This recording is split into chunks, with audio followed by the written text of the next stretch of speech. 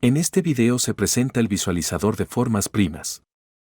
Es un espacio tridimensional interactivo donde se inscriben todas las formas primas posibles de entre 3 y 6 notas. El espacio se estructura bajo 3 ejes. X, que es el número de notas de cada forma prima.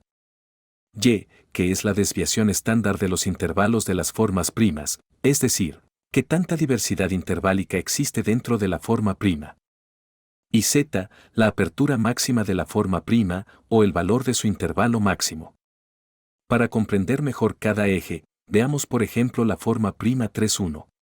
Se encuentra en la cardinalidad X de los conjuntos con 3 notas, tiene muy poca diversidad en sus intervalos, en tanto que se compone únicamente de 2 intervalos de segunda menor y uno de segunda mayor, y en lo que corresponde al valor máximo de su forma prima, es el menor posible, que es 2. En contraste, la forma prima 635 tiene 6 notas, tiene una amplia diversidad en su contenido interválico y posee el valor máximo posible en conjuntos de 6 notas, que es 10, encontrándose así en la esquina totalmente opuesta a la forma prima 3,1.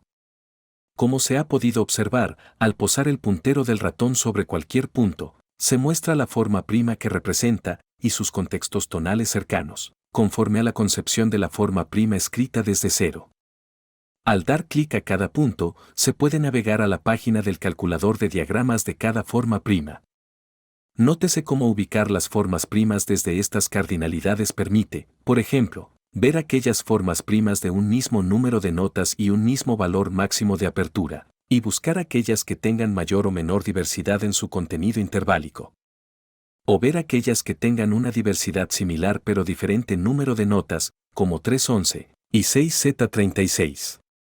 El visualizador busca ser una proyección funcional de las formas primas, que permite evidenciar relaciones como las recién descritas.